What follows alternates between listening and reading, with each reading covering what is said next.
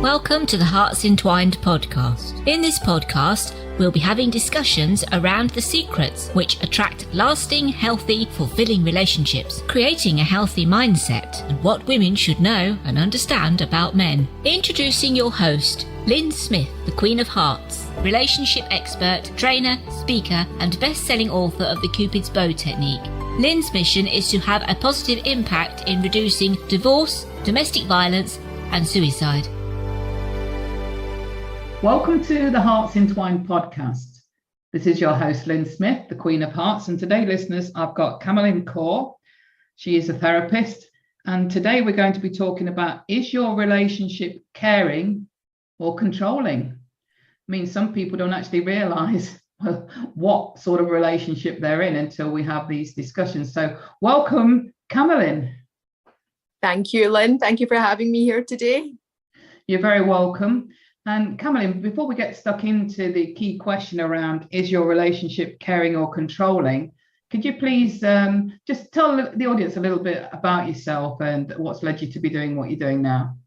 Yeah, of course. So I am a trained psychotherapist and I'm also a mindset coach, and I specialize in helping heart-led women to overcome anxiety, overthinking and self-limiting beliefs by changing their mindset. And over the years, I started off working with women in business, female entrepreneurs, helping them with stress and anxiety. And then about 3 or 4 years ago, I got this influx of clients that were all having anxiety as a result of personal or romantic relationships in their lives. So this was a pattern that appeared. And what I started noticing was when I was working with these women, that if they were in toxic or controlling or unhealthy relationships, there were certain red flags that they could look out for within themselves, but also within the relationship that will help them to identify whether the relationship was caring or whether it was controlling. And then that led me in 2019 to put all of that insight into a book so that if there was any confusion about whether that relationship was healthy or not, people could see these red flags, read about them, ask themselves a series of questions, and then be able to make an informed decision about what they wanted to do in the relationship at that point in time. Excellent. Love that. So, Kamalyn, what sort of things did you identify as being red flags? Because like we were saying, we're having a little bit of discussion off air, sometimes we aren't actually aware that we're actually in an unhealthy relationship, are we? Until we start to have these sorts of conversations. Yeah, no, that's very, very true. So this is where I took a different angle to it. So what I noticed was, so we live in a society where everybody is so different and everybody has different ways of attaching and connecting with their other half. So what may seem as being caring for one person may not necessarily be caring for the other person, right? So let me give you an example of that. So say a partner's calling you 20 times when you're out, right? That for one person might be a really caring gesture because they might feel loved, they might feel secure, they might feel supported by that. And maybe they need that reassurance and they need that constant validation and checking in from their partner. However, that same behavior for somebody else may feel really overwhelming, really suffocating, really toxic, and really almost harassing as well. So that was one way. Another thing is, say, for example, somebody telling you what to wear, how to wear it. Like I know in my own circle, some women love that because they go, oh, my partner's so into clothing and really like informative and really helpful. Whereas for somebody else, they might think, well, I don't really feel comfortable wearing that. And I don't want to wear that, but they don't feel heard and they don't feel listened, right? So what I started noticing was if you ask people questions like, do you think your partner's behavior is caring or controlling? They find that difficult because a lot of their opinions or a lot of their views will be based on what other people around them might be thinking, right? So they may have flagged this up with their inner circle beforehand. And then somebody said, oh, but that's really nice that he calls you all the time. Or I think that's really, really caring that he checks in with you. So do you see where that person thinks then, am I just being oversensitive? Am I overreacting to this situation? Am I being ungrateful to the fact that my partner's checking in on me? So it shuts the person down. So my focus instead is forget about what everybody around you is saying. Forget about what you see. Forget about what other people's relationships are like. How does that behavior that your partner is carrying out make you feel.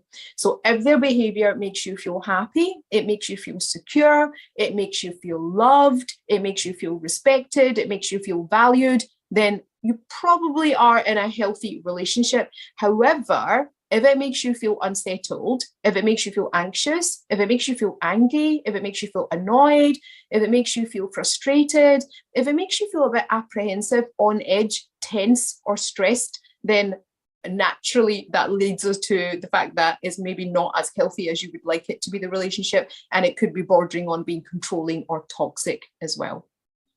So do you think that can actually change in a relationship, such as, in the honeymoon period, for example, there could be, your partner regularly checking in and you really love it, and that becomes a pattern, but then over time that could become something, that's an annoyance. Yes, because we all change, but also the other thing is, it's about remembering that it's communicating, isn't it? We all change. Naturally, we're all going to change. So who we are right now is not who we're going to be next year. And initially, it is really nice when somebody checks in on you. But yes, you're right, it could be an issue. But this is where, if the relationship is healthy, and if you say to your partner, look, do you know what? I think it's really nice that you call me 20 times an hour and you check in. However, it just sometimes feels a bit overwhelming, or it means that I'm not doing anything else in that hour other than answer your phone call and then wait for the next call. So it's just about, if you're communicating to your partner that it makes you feel uncomfortable, or please can you change that, or I'm not able to accommodate that call, or I'm not able to be available, or that's not working for me, then if you're in a healthy relationship, your partner will value what you're saying, and they'll hear what you're saying, and they'll understand how they're making you feel. And then on the back of that, be able to change their behavior to suit what you want them to do, or to at least reach a compromise. But if they're set in their way and they're like, no, but I'm going to call you and I want you to answer that phone, I think that in itself is very telling, isn't it? Because that's not really very caring at all. Now, that's when you know that that's controlling. Yeah, absolutely. I was playing devil's advocate a bit there when I was like, yeah, but it is true. No, it's good, because this is the kind of things that people are going to say, but what if I change, or what if it's me that's changed? And that's fine. We have to accept that we're all going to change, but we also have to accept that we need to be heard, and we need to be listened to, and we need to be acknowledged, and our views and our values need to be appreciated in a relationship as well. Absolutely. And I think the key thing is that you mentioned is how does your partner make you feel, regardless of what's happening in other people's relationships, regardless of whether they think it's too much or too little in terms of what you're experiencing in terms of behaviors from your own partner. It's how you feel about it yourself. And if you're really happy and comfortable and like the fact that he's checking in, I mean, I think for most people 20 times an hour would be a bit excessive, but a couple of times a day for some people might feel excessive, whereas a couple of times a day for, I think, the vast majority of people would be great. They'd love that. Yeah, definitely. So it's about coming down to how you feel. And the thing is, even if, like, say, for example, you felt secure and you felt safe in that relationship, but then other people were telling you that the relationship's controlling, it doesn't matter, because you're still not going to change, are you? So you need to acknowledge in yourself first that something is not right, or something is not working, or something is not falling into place. So because sometimes people say to me, but what if the other person's feeling secure and they're quite happy in their relationship, but from the outside in, other people are looking at that relationship and realizing that it's actually quite controlling, which can also happen as well, right? But then you're bringing it up with that other person and you're saying to them, do you think your relationship's caring or controlling, or do you think it's toxic? And they're saying, no, I actually really like this behavior. Then the thing is, even if you bring it to their attention, they're not ready to receive that information. So until they notice a change in their feelings themselves, and they notice that that does not bring them happiness or joy anymore, there's nothing that you or anybody around them can do to take them out of that toxic situation. No, and I think you can tell the people in your circle who are happy in their relationships or are unhappy, because generally, female sex, we chat, don't we? We do have conversations, and that's the way we heal ourselves a lot. And I think that's hard for men to understand, and probably maybe they envy that a bit. That we do seek help externally, collaborate with each other, and share things that men wouldn't even dream of doing, because men are more likely, because they're men, and they're different from us, to deal with their personal problems and challenges by withdrawing, and going into their caves and processing that way their own issues and problems, rather than sharing with their friends like women do. Yeah, absolutely. And this is why the only thing that's really important here is to focus on your own feelings, because everybody has different ways of dealing with it. But one of the things that you can't really escape from is your own feelings. So like, you can deny, you can avoid, you can distract yourself for a while, but ultimately whatever is there underneath the surface, it will start to manifest, right? So noticing your feelings are the most important thing. Acknowledge them, understand where they're coming from. Why is that uncomfortable feeling there? What is your partner doing or saying to make you feel like that? Have they changed their behavior, or have they changed their language if you've asked them to change it because you've told them it makes you feel uncomfortable? These are really important. So if your feelings are not aligned in that relationship, right, then that is a big, huge red flag as well. Now, the other thing is, sometimes people do go into a state of denial, or they go into a state of numbness or autopilot in a relationship because they don't want to acknowledge what's going on, because as soon as I acknowledge it, I'm going to have to do something about it. And if I have to do something about it, then it's going to make it real, isn't it? So it's easier to stay in that uncomfortable space rather than push yourself out of that comfort zone. So what happens is, the other things that you can look out for is physiological changes that will take place when you're in a toxic relationship, right? So some of these things are, people will experience increased heart rate, they might experience irregular heartbeat, they might notice that they get a tightness or a pain in their chest, they might start noticing there's a lot of tension in their shoulders and their back, a lot of headaches, difficulty concentrating on things or focusing. Memory recall gets affected as well when you're in an unhealthy situation. You might start to notice that you experience a lot of tummy problems, such as IBS. You might feel that you've got a lot of bloatedness in your tummy. Your appetite might change. You might start developing gastrointestinal issues as time goes on.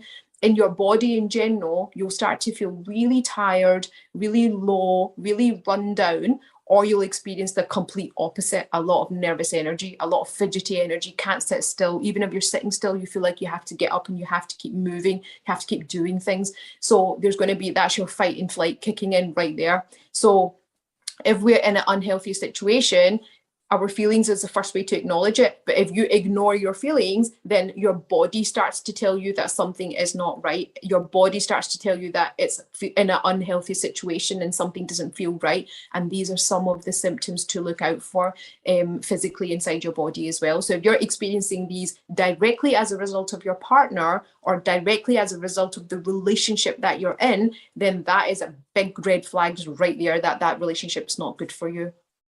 Yeah, and I think another symptom that I personally suffered from in my previous history was the opposite to what you just mentioned about stomach problem, was constipation, because I knew I was holding on to stuff, literally. Yeah. It's so interesting the way our body responds to stress, isn't it? Yeah.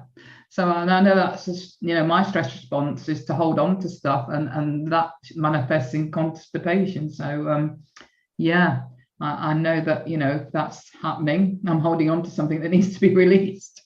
Yeah, definitely. And these are, and our body is there, it tells us that something's not right, but we just choose not to acknowledge it. Sometimes it's not deliberate, sometimes it is, sometimes it's not deliberate. The busyness of life just takes over. But if there's something that's imbalanced in your body, whether it's your health, your feelings, or your actual physical symptoms, then that is alerting you to the fact that there's something that's not right.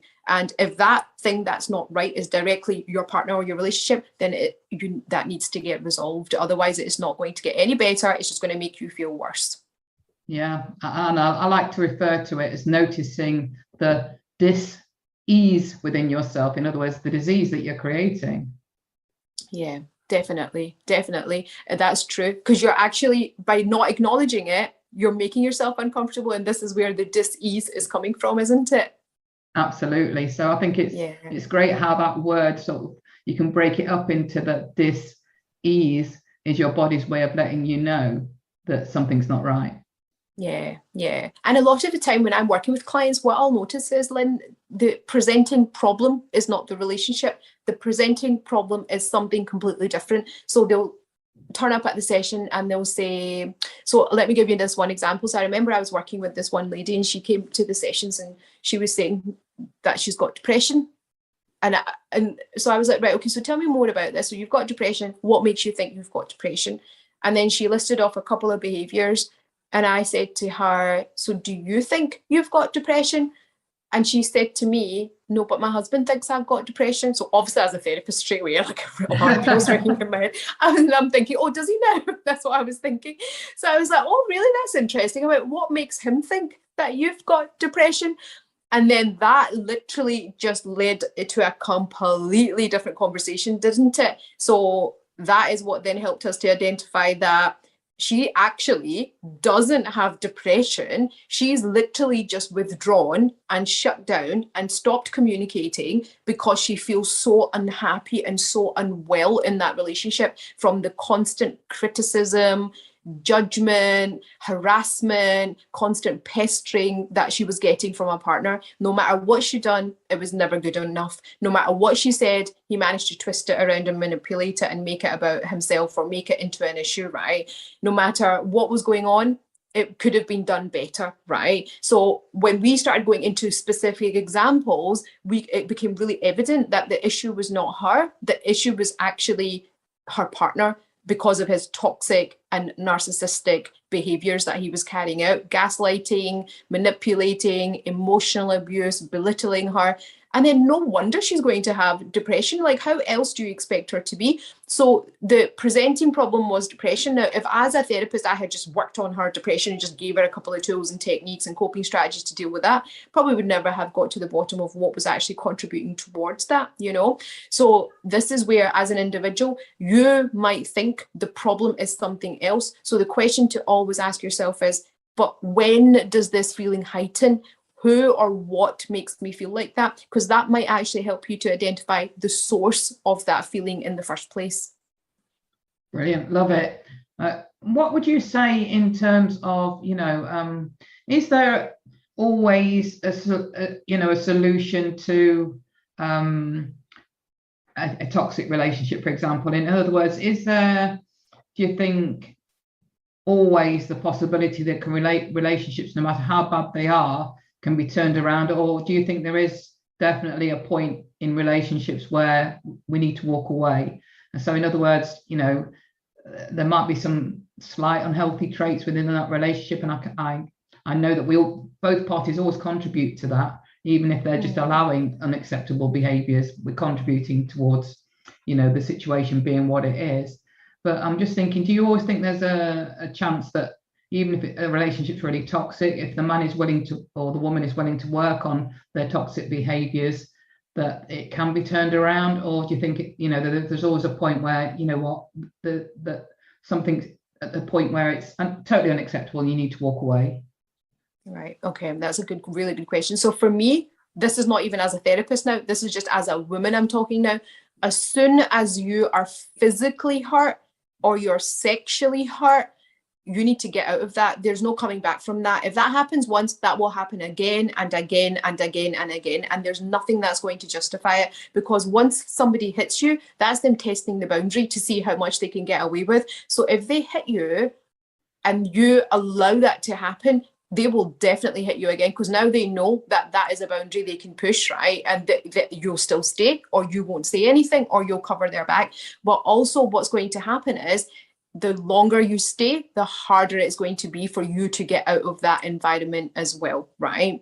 So if it's any kind of physical abuse, physical harming, I don't think you can ever come back from that, because even if the other person says that their behavior has changed and they'll go and seek therapy and they'll go and do this and everything else, you are always going to be on the back foot. You're always going to be tense. You're always going to be on edge. You're always going to be conscious of the fact that, is it going to happen again? Should I maybe not say this? Should I maybe not push this? Should I have this conversation right now? Because that trust is broken. And that trust, once it's broken, it's really hard to get. So that, I would say, is the cutoff when it comes to physical abuse. When it comes to emotional abuse, that can get a little bit more complicated because the other person could be carrying out that behavior without realizing that they're doing that, because it could just be a conflict of personality and just different dispositions in your character, right? Which is why communication is really important. So it's really important to say, I will try to find an example that doesn't just involve somebody calling you 20 times a day, because I feel like I've exhausted that example. So say, for example, your partner is carrying out a behavior that annoys you or makes you feel stressed or it makes you feel anxious. Let them know.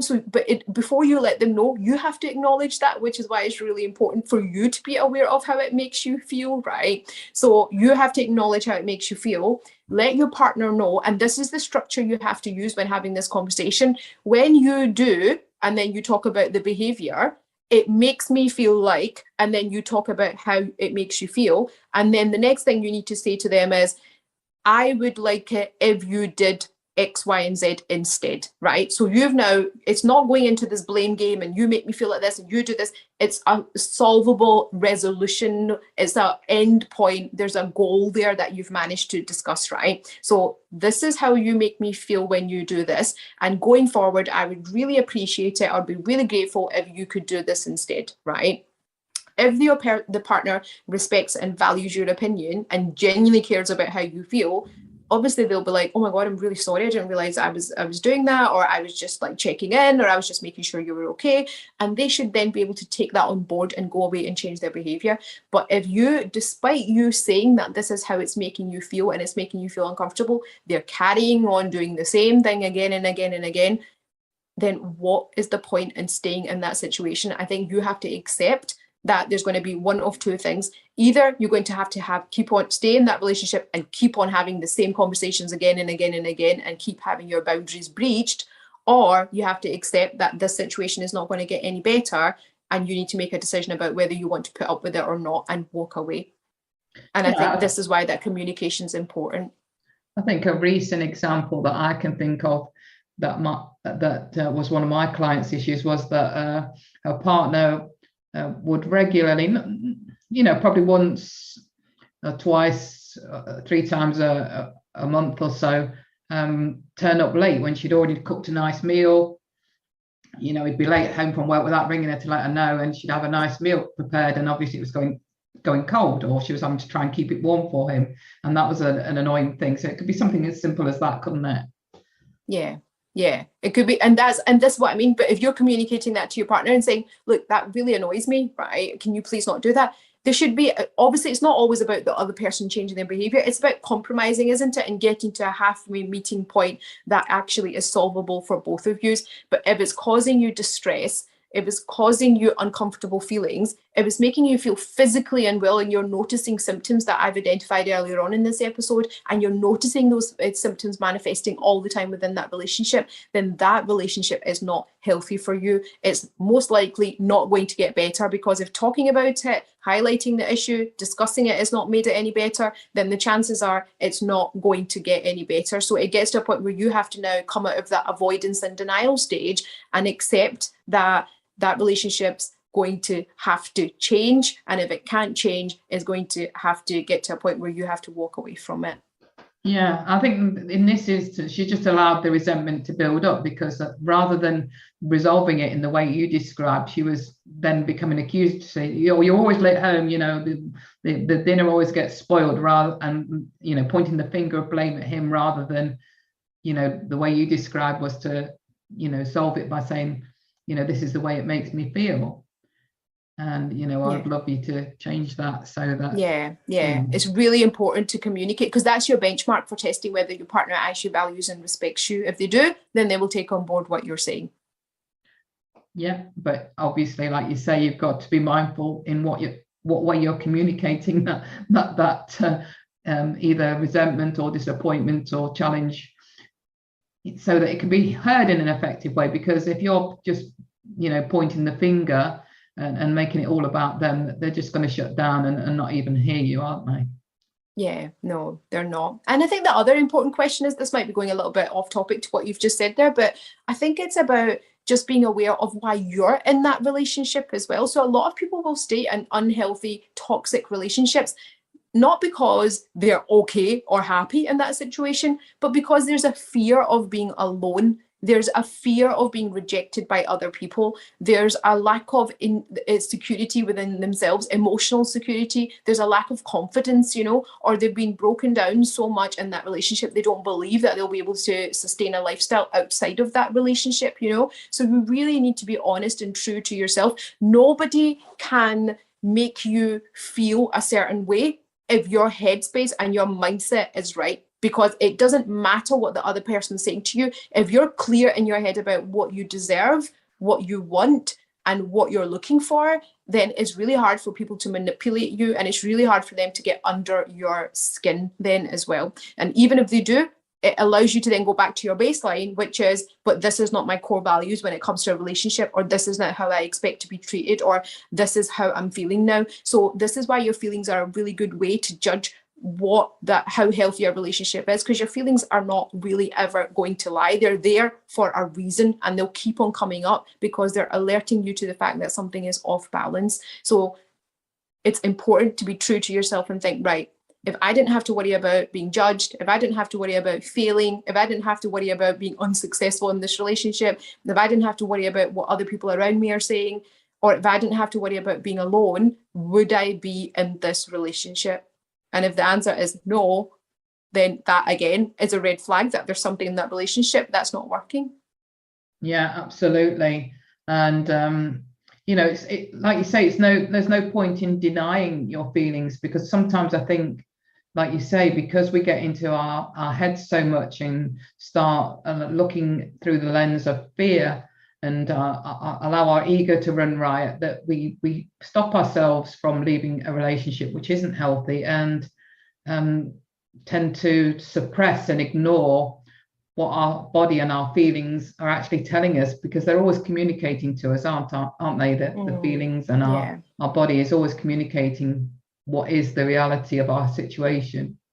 Yeah, definitely. And the other thing that will happen is, if you're in an unhealthy, toxic or controlling situation, your body will go into fight and flight mode without you even realizing. So you will have increased levels of anxiety in that situation. And it might not be apparent because our body's climatized to certain levels of stress and anxiety. So that anxiety at the start would have felt quite heightened, but then your body will just get used to it, and it will just, you learn to live with that anxiety. But then what happens is, what you'll notice is you'll notice a change in the way that you think as time goes on. So what you might find is that you're overthinking every situation, you're overanalyzing every situation, you feel really overwhelmed when you're thinking about things. Your thoughts can be really irrational, or they can be really erratic at times as well, where they're just like quite intrusive, quite impulsive. So this is where the mind gets really, really busy, because you're in that fight and flight mode. Now, if your mind is really, really busy, it allows the other person to manipulate situations, and it allows them to gaslight you, and it allows them to minimize how you're feeling, because you will then be at a point where you think, maybe that's true, maybe I overlooked it, maybe that I didn't hear that right, or maybe I looked too much into that, because your mind is already in overdrive in that moment. So it's really important to calm your thoughts down by focusing on facts and evidence in that situation. So don't get too caught up in what your partner is saying. So say, for example, you've had that conversation we were talking about earlier on about, I want you to change X, Y, and Z because this is how it makes me feel. Your partner might be like, yeah, no, totally, I'll definitely do that. And I'm so sorry I made you feel like this, and blah, blah, blah, blah. Like, listen to the words, but don't hold on to them. What you need to be focusing on is the facts and the evidence in front of you. And the facts and the evidence is going to be in their behaviour. So if they're, oh my God, I'm really sorry, but then carrying on doing the exact same behaviour, then obviously their actions are speaking louder than words at this point. So always focus on the facts and the evidence. If your partner says something, don't get caught up into the defending yourself or protecting yourself or looking after yourself or justifying yourself. Just think about it. Where are the facts to prove that this is true? Now, facts cannot start with I think, I feel, I know, I believe. They can't start with that.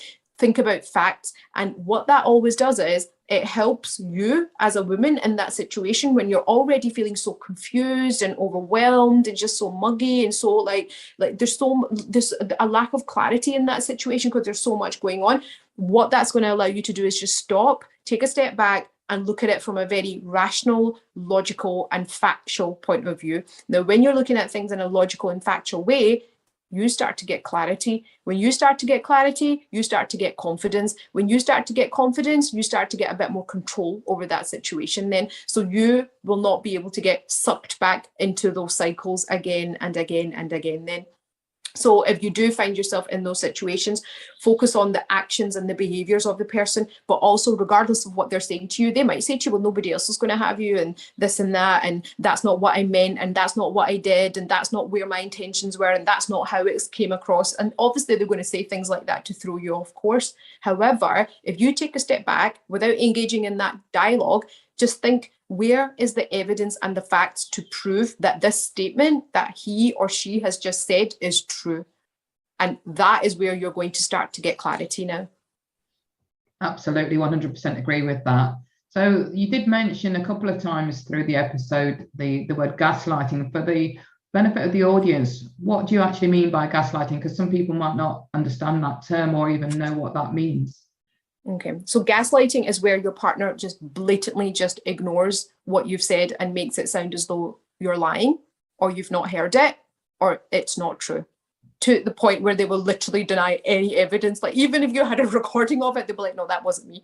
So basically, this is what gaslighting is, right? So it's confusing you, throwing you off course by either pretending that that behavior or that conversation didn't take place, or manipulating the situation and saying, that's not what I meant, you misinterpreted it, right? Or point blank saying, I don't know what you're talking about. As simple as that. Thank you for clarifying that, because I know that some people in the audience might not understand that term or have heard it before or even know what it means. So I just wanted to make sure we got that in as part of the conversation so that people were clear exactly what that actually means. Yeah, no, that's good actually. And whilst we're on like definitions, I think the other thing that's important to define is emotional abuse. So emotional abuse is where somebody manipulates your behavior by making you feel guilty, or making you feel bad, or making you feel insecure, and they'll manipulate your behavior in a way to benefit themselves. So that's really important to remember, because emotional abuse is so hard to detect, because the other person will make it look like it's your idea, it's what you wanted, it's what you will be happy to do. So if you feel that that is not actually what you want, and you've maybe been coerced or manipulated into it, that'll probably be a sign of emotional abuse as well. And you'll know it's emotional abuse because you'll start to feel unsettled and irritable and frustrated and unheard or anxious or annoyed in that situation. Excellent. Thank you for clarifying that one as well. Brilliant. I love that explanation. So, Kamalyn, what else would you like to leave as words of wisdom before we wrap up the episode? Oh my goodness, right? Oh, there's so much to say. So what I will say is I feel like I've just said the same things again and again, and I don't want to keep repeating myself, but these are really important things. I think what I'll say to anybody out there that finds himself in that situation is that, first of all, the problem is not you.